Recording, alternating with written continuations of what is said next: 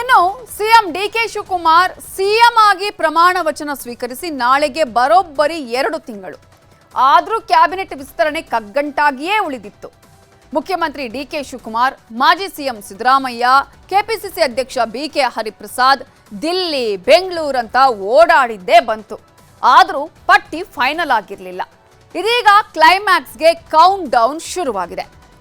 ಕಳೆದ 4 ದಿನಗಳ ಹಿಂದೆ ದಿಲ್ಲಿಯಲ್ಲಿ ಲೋಕಸಭೆ ವಿಪಕ್ಷ ನಾಯಕ ರಾಹುಲ್ ಗಾಂಧಿಯವರನ್ನ ಭೇಟಿಯಾಗಿದ್ದ ಸಿಎಂ ನೇತೃತ್ವದ ರಾಜ್ಯ ನಾಯಕರು ಪಟ್ಟಿಯನ್ನ ಕೊಟ್ಟು ಬಂದಿದ್ರು. ಇವತ್ತು ಸಂಜೆ ಕೆಸಿ ವೇಣುಗೋಪಾಲ್ ಹಾಗೂ ಸುರ್ಜೇವಾಲಾ ಪಟ್ಟಿಯೊಡನೆ ಬೆಂಗಳೂರಿಗೆ ಬರ್ತಾರೆ ಅಂತಾನೂ ಹೇಳಲಾಗಿತ್ತು. ಇದೀಗ ನಾಳೆ ಬೆಳಗ್ಗೆ 10 ಗಂಟೆಗೆ ಪಟ್ಟಿ ರಿಲೀಸ್ಗೆ ಮುಹೂರ್ತ ನಿಗದಿಯಾಗಿದೆ ಎನ್ನಲಾಗ್ತಿದೆ. ಸಿಎಂ ಡಿಕೆ ಶಿವಕುಮಾರ್ಗೆ ದಿಲ್ಲಿಯಿಂದ ಕರೆ ಬಂದಿದ್ದು ಇವತ್ತು ಮತ್ತೊಂದು ಸುತ್ತಿನ ಸಭೆ ನಡೆಸಿ ನಾಳೆ ಬೆಳಗ್ಗೆ 10 ಗಂಟೆಗೆ ಪಟ್ಟಿ ರವಾನಿಸಲಾಗುವುದು ಅನ್ನುವ ಸಂದೇಶ ಬಂದಿದೆಯಂತೆ. ಹೀಗಾಗಿ ಎಲ್ಲ ಅಂದುಕೊಂಡಂತೆ ನಡೆದರೆ ನಾಳೆ ಸಂಜೆ 4 ಗಂಟೆಗೆ ನೂತನ ಸಚಿವರ ಪ್ರಮಾಣ ವಚನ ಕಾರ್ಯಕ್ರಮ ನಡೆಯಲಿದೆ. ಒಂದು ವೇಳೆ ನಾಳೆ ಪಟ್ಟಿ ಕಳುಹಿಸೋದು ತಡವಾದರೆ ಬುಧವಾರ ಪ್ರಮಾಣ ವಚನ ನಡೆಯಲಿದೆ ಅಂತ ಹೇಳಲಾಗ್ತಿದೆ. 3ನೇ ತಾರೀಕು ಮಾಡ್ತೀನಿ ಅಂತ ಹೇಳಿದ್ದಾರೆ. ಸೋಮವಾರ 99% ಅಂತ ಹೇಳಿದ್ದಾರೆ. ಇನ್ನೊಂದು % ಏನೋ ಹೆಚ್ಚು ಕಡಿಮೆ ಏನು ಮಾಡೋದು?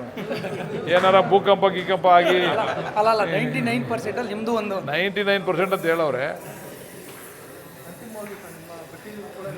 ನಮ್ಮ ಹತ್ರ ಏನು ಪಟ್ಟಿ ಇನ್ನೂ ಕೊಟ್ಟಿಲ್ಲ. ಅವ್ರ ಹತ್ರ ಇದೆ ಪಟ್ಟಿ. ಇನ್ನು ಪಟ್ಟಿ ಲಕೋಟೆಲಿ ಬರ್ತದೆ. ಲಕೋಟೆ ಓಪನ್ ಆದಾಗ ಗೊತ್ತಾಗೋದು ಯಾರ್ಯಾರು ಅವರೇ ಒಳಗಡೆ ಅಂತ. ಹೈಕಮಾಂಡ್ ಅಂತಿಮವಾದ ತೀರ್ಮಾನ ಆಗುತ್ತಪ್ಪ, ಆಗುತ್ತೆ. ಸ್ವಲ್ಪ ಹುಷಾರು, ದಯವಿಟ್ಟು ಆಗುತ್ತಪ್ಪ, ಆಗುತ್ತೆ. ಸ್ವಲ್ಪ ಹುಷಾರು, ದಯವಿಟ್ಟು. ಸೊ ಪಟ್ಟಿ ಯಾವಾಗ ಬರುತ್ತೆ ಅನ್ನುವಂತಹ ಕುತೂಹಲ, ಯಾರಿಗೆ ಚಾನ್ಸ್ ಸಿಗುತ್ತೆ, ಯಾರಿಗೆ ಲಕ್ ಅಥವಾ ಕುಲಾಯಿಸುತ್ತೆ, ಯಾರಿಗೆ ಶಾಕ್ ಅನ್ನುವಂತಹ ಪ್ರಶ್ನೆ ಹಾಗೆಯೇ ಉಳಿದಿದೆ. ಆದರೆ ಏನೆಲ್ಲ ಮಾನದಂಡಗಳು ಅಂತ ನಾವು ನೋಡ್ತಾ ಹೋಗೋದಾದ್ರೆ, ಪ್ರಮುಖವಾಗಿ ಸಕ್ರಿಯ, ಜನಪ್ರಿಯ ಯುವ ಮುಖಗಳಿಗೆ ಆದ್ಯತೆಯನ್ನ ಕೊಡಬೇಕು ಅನ್ನೋದು. ಜೊತೆಗೆ ಇಲ್ಲಿ ಹೊಸಬರು ಮತ್ತು ಹಿರಿಯರ ಬ್ಯಾಲೆನ್ಸ್ ಸಂಪುಟ ಆಗಬೇಕು ಅನ್ನುವಂತಹ ಆಲೋಚನೆ ಹಿನ್ನೆಲೆಯಲ್ಲಿಯೇ ಈ ಸಲ ಒಂದು ವಿಶೇಷವಾದ ಸಂಪುಟ ಆಗತ್ತೆ ಅನ್ನುವ ಮಾತುಗಳು ಕೂಡ ಇದೆ. 60% ಹೊಸಬರಿಗೆ ಅವಕಾಶ ಆದರೆ 40% ಅನುಭವಿ ಹಿರಿಯ ಶಾಸಕರು ಕೂಡ ಈ ಸಂಪುಟದಲ್ಲಿ ಇರ್ತಾರೆ. ಇನ್ನು ಸಾಂಪ್ರದಾಯಿಕ ವೋಟ್ ಬ್ಯಾಂಕ್ ಆಗಿರುವ ಅಹಿಂದಾಗೆ ಆದ್ಯತೆಯನ್ನ ನೀಡಲಾಗುತ್ತೆ.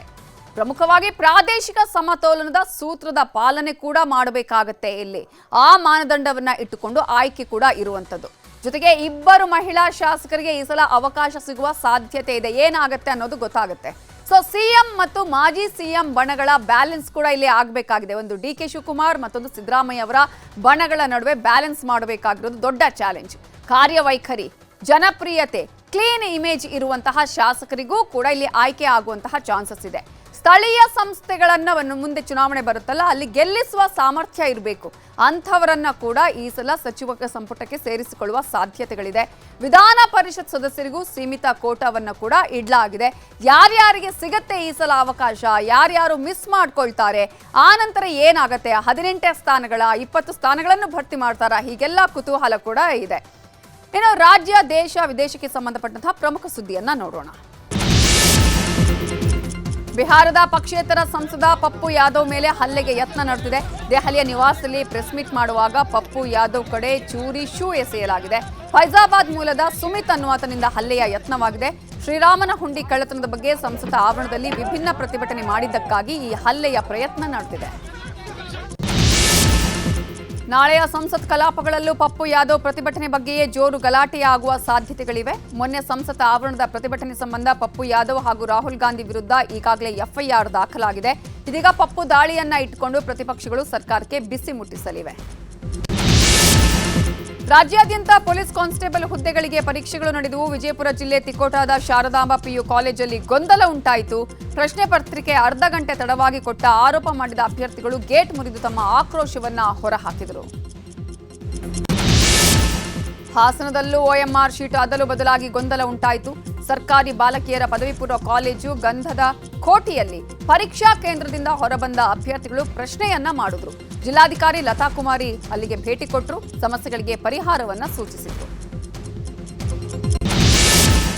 ಕಲಬುರಗಿಯ ಎಸ್ಪಿ ಕಾಲೇಜಿನ ಪರೀಕ್ಷಾ ಕೇಂದ್ರದಲ್ಲೂ ಅವಾಂತರ ನಡೆದಿದೆ. ಅಭ್ಯರ್ಥಿಗಳಿಗೆ ಅರ್ಧ ಗಂಟೆ ತಡವಾಗಿ ಪ್ರಶ್ನೆ ಪತ್ರಿಕೆ ಕೊಟ್ಟಿರುವ ಆರೋಪ ಕೇಳಿಬಂದಿದೆ. 10:30ಕ್ಕೆ ಕೊಡಬೇಕಾದ ಪ್ರಶ್ನೆ ಪತ್ರಿಕೆಯನ್ನ 11 ಗಂಟೆಗೆ ಕೊಟ್ಟಿದ್ದಾರೆ ಅಂತ ಪರೀಕ್ಷಾರ್ಥಿಗಳು ಆರೋಪವನ್ನ ಮಾಡಿದ್ದಾರೆ. ಪೊಲೀಸ್ ಕಾನ್ಸ್ಟೇಬಲ್ ಪರೀಕ್ಷೆ ವೇಳೆ ಪುಟ್ಟ ಕಂದನಿಗಾಗಿ ಪೊಲೀಸರ ಹೃದಯ ಮಿಡಿದಿದೆ. ಬೆಂಗಳೂರಿನ ಚೆನ್ನಮ್ಮನಕೆರೆ ಠಾಣಾ ವ್ಯಾಪ್ತಿಯ ಕೃಷ್ಣ ಕಾಲೇಜು ಪರೀಕ್ಷಾ ಕೇಂದ್ರದಲ್ಲಿ ಪರೀಕ್ಷೆ ಬರೆಯಲು 8 ತಿಂಗಳ ಮಗುವಿನ ಜೊತೆಗೆ ತಾಯಿ ಬಂದಿದ್ರು. ಗಂಡನ ಬಳಿ ಮಗು ಬಿಟ್ಟು ಪರೀಕ್ಷೆ ಬರೆಯೋದಕ್ಕೆ ತಾಯಿ ತೆರಳಿದ್ರು. ತಾಯಿ ಪರೀಕ್ಷಾ ಕೇಂದ್ರಕ್ಕೆ ಹೋದ ಬಳಿಕ ಮಗು ಅಳ್ತಾ ಇತ್ತು. ಮಗುವಿನ ಅಳು ಕಂಡು ಹತ್ತಿರಕ್ಕೆ ಬಂದ ಪೊಲೀಸ್ ಸಿಬ್ಬಂದಿ ಸೀರೆಯಲ್ಲಿ ಜೋಕಾಲಿ ಕಟ್ಟಿ ಮಗುವನ್ನ ಆಡಿಸಿದ್ದಾರೆ. ಬಿಡದಿ ಪಾದಯಾತ್ರೆ ಬಗ್ಗೆ ಬಿಜೆಪಿ ಹಾಗೂ ಜೆಡಿಎಸ್ನಲ್ಲಿ ಒಮ್ಮತ ಮೂಡಿಲ್ಲ. ಜೊತೆಯಾಗಿ ಹೋಗುವ ಬಗ್ಗೆ ಕರೆದಿದ್ದ ಸಭೆಯೇ ರದ್ದಾಗಿದೆ. ಕುಮಾರಸ್ವಾಮಿ ದೆಹಲಿಗೆ ಹೋಗುತ್ತಲೇ ತಾವೇ ಪಾದಯಾತ್ರೆ ಮಾಡೋದಾಗಿ ನಿಖಿಲ್ ಕುಮಾರಸ್ವಾಮಿ ಘೋಷಿಸಿದ್ದಾರೆ. ಆಗಸ್ಟ್ 9, 10 ಹಾಗೂ 11ರಂದು 3 ದಿನಗಳ ಕಾಲ ಪಾದಯಾತ್ರೆ ನಡೆಯಲಿದೆ. ಮಲ್ಲೇಶ್ವರಂನ ಬಿಜೆಪಿ ಕಚೇರಿಯಲ್ಲಿ ರಾಜ್ಯ ಬಿಜೆಪಿ ಕೋರ್ ಕಮಿಟಿ ಸಭೆ ನಡೆಯಿತು. ರಾಜ್ಯದ ಬರ ಪರಿಸ್ಥಿತಿ, ಸರ್ಕಾರದ ನಿರ್ಧಾರಗಳ ಬಗ್ಗೆ ಚರ್ಚೆಗಳಾಗಿವೆ. ಜಿಬಿಎ ಚುನಾವಣೆ, ಸ್ಥಳೀಯ ಸಂಸ್ಥೆಗಳ ಚುನಾವಣೆ, ಹಿರಿಯೂರು ಉಪಚುನಾವಣೆ ಗೆಲ್ಲುವ ಬಗ್ಗೆಯೂ ಚರ್ಚೆಗಳು ನಡೆದಿವೆ. ಕೆಪಿಎಸ್ಸಿಯಿಂದ ಯುವಕರಿಗೆ ಅನ್ಯಾಯ ಆಗಿದ್ದು ಸದನದಲ್ಲಿ ಚರ್ಚಿಸುವ ತೀರ್ಮಾನವನ್ನ ಕೈಗೊಳ್ಳಲಾಗಿದೆ. ವಿಜಯನಗರ ಜಿಲ್ಲೆ ಹಗರಿಬೊಮ್ಮನಹಳ್ಳಿ ಪೊಲೀಸ್ ಠಾಣೆಯಲ್ಲಿ ವ್ಯಕ್ತಿಯೊಬ್ಬನ ಅನುಮಾನಾಸ್ಪದ ಸಾವು ಪೊಲೀಸರ ಮೇಲೆಯೇ ಅನುಮಾನವನ್ನ ಮೂಡಿಸಿದೆ. ಮನೆಯಲ್ಲಿ ಜಗಳ ಮಾಡ್ತಿದ್ದ ಅಂತ ಹೇಳಿ ಪತ್ನಿ ಕೊಟ್ಟ ದೂರಿನ ಮೇರೆಗೆ ಹರಪನಹಳ್ಳಿಯ ಖಲೀಲ್ನನ್ನ ಪೊಲೀಸರು ಠಾಣೆಗೆ ಕರ್ಕೊಂಡು ಬಂದಿದ್ರು. ಫಿಟ್ಸ್ ಬಂದು ಸತ್ತಿದ್ದಾನೆ ಅನ್ನೋದು ಪೊಲೀಸರ ವಾದ. ಒಪ್ಪದ ಪೋಷಕರು ಗಲಾಟೆ ಮಾಡಿದ್ದಾರೆ. ಚಾಮರಾಜನಗರದ ಗಡಿ ಭಾಗದಲ್ಲಿ ಕಾಡಾನೆ ಹಾವಳಿಗೆ ಜನ ಬೆಚ್ಚಿ ಬಿದ್ದಿದ್ದಾರೆ. ಬಂಡೀಪುರ ಮಧುಮಲೈ ರಸ್ತೆಯಲ್ಲಿ ಬೈಕ್ ಸವಾರನನ್ನ ಕಾಡಾನೆ ಅಟ್ಟಾಡಿಸಿಕೊಂಡು ಬಂದಿದೆ. ಈ ವೇಳೆ ಬೈಕ್ನಿಂದ ಜಿಗಿದು ಕಾಡಾನೆ ದಾಳಿಯಿಂದ ಸವಾರ ಪಾರಾಗಿದ್ದಾನೆ.